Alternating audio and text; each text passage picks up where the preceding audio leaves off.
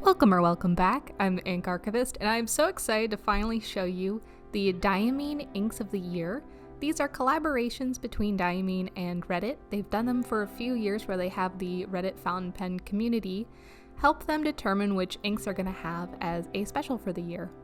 These have done incredibly well over the years, with many if not all of them becoming bestsellers. And this year we had two inks that were voted on, which are Sailor's Warning and Celadon Cat, and they will join the ranks of Earl Grey, Writer's Blood, Aurora Borealis in Diamine's line. So here we have Celadon Cat, which is a gorgeous light teal gray color. And then we have Sailor's Warning, which is a shimmer-tastic ink. I do kind of hate that they come in different bottles, but they have this in the shimmer-tastic line, and it is a kind of peachy red with some blue shimmer to it. Sailor's Warning is in reference to a poem, and Celadon Cat is in reference to ceramics. So next I'll be swabbing these on a variety of papers, and we have Tomoe River paper HP32, Apica, and Rhodia. The color was very consistent with both of these across all of the papers, and they performed well on all of them except for Apica. Apica really did not like either of these very well, especially the Celadon Cat. There was this odd kind of ugly granulation that occurred in the places where the ink was pooled the most. That probably won't affect normal writing, but thought it was interesting to note at least. The blue shimmer in Sailor's Warning is kind of hard to see, and it came out the best on the HP32. That is a slightly thicker paper, and it is a bright white, so you may want to opt for a paper with those qualities if you really want that ink and that shimmer to shine. Neither of these inks showed any feathering, and there was no bleed through on Celadon Cat or show through, and there was minor show through on some of the papers for Sailor's Warning. Celadon Cat has gorgeous shading, and on the Tomoe River paper you get this kind of marbling with the gray tones in it that is very attractive. I only saw very minor shading with Sailor's Warning, and that was only in the most broad of nibs.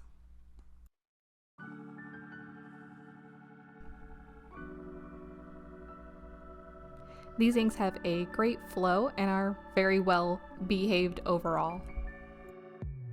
So we'll take a look at the notes that I took with these inks. It's not a fair comparison. I did have Celadon Cat in an extra fine nib and Sailor's Warning in a zoom nib. So I think these inks are actually quite close in readability. I would give Celadon Cat perhaps a 4.5 and Sailor's Warning a 6. You're definitely going to want to have Celadon Cat in something a little bit broader.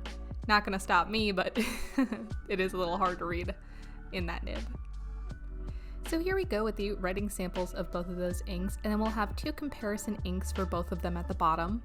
So I'm going in with a Sailor Hokuro with a 2.0 stub nib for the titles. And this will give a much better representation of the readability of these two inks compared to each other. So you can see a little bit of shading on the Sailor's Warning on some of the letters, but it is very faint. For the broader writing, I'll be using my Fonte for both of these. And you can see that it's quite readable with a Fonte, or even the next pen, which I'm going to be using the Hokuro dip pen again, this time with a fine nib. But it isn't really that bright or dark of a red color because it is quite corally. Next we'll be coming in with the Celadon Cat, again starting with the title. The Hokuro did not want to write with this ink. It really struggles with these kind of less saturated colors, and as you can see I was having a rough time there. But again, the shading on this is absolutely gorgeous. I love it, and the color is beautiful.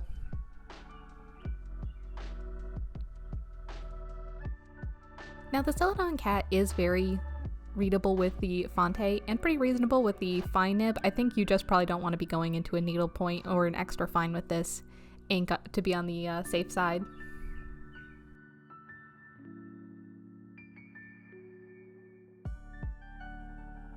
So for the comparisons, I'm starting with laying down Sailor's Warning again, and then I will have Wearingeul's Dracula and Colorverse Lucky Galaxy. Dracula is a true red with blue shimmer, and Lucky Galaxy is a pink with a turquoise shimmer in it. You may be unfamiliar with this ink, that's because it is an exclusive to Lucky Star pens. For the second row, we will have Celadon Cat and its two comparisons, which are the Yoseka Ceramics Tang Blue and Herbin's Vert Gris. Tang Blue is obviously a green, so it doesn't really match. I thought it was much closer in my mind, but it's really not. It's also kind of inspired by ceramics though, so I thought I would give it an inclusion. So I'm writing in the names here for all of them, and I will have the full names in the description so you don't have to hunt down the brand for each of these if they interest you. I will say of particular interest to me was that Sailor's Warning had the least vibrant shimmer, the least noticeable shimmer of the three. And that was of particular interest to me because Lucky Galaxy is a pink, so I expected that one to have the least noticeability with the shimmer, but it actually is quite noticeable. And I did have to include Herbin's Vert Gris. I did mention in the unboxing of these inks that I kind of felt like Celadon Cat was what I wanted this ink to be, and I think that's kind of where I still stand on this, where I think I just like Celadon Cat a little bit better. I was a little disappointed by Vert Gris. I think maybe that was just because I was a little overexcited on my part. And here's a final look at all of those so you can get a comparison, trying to show off that shimmer.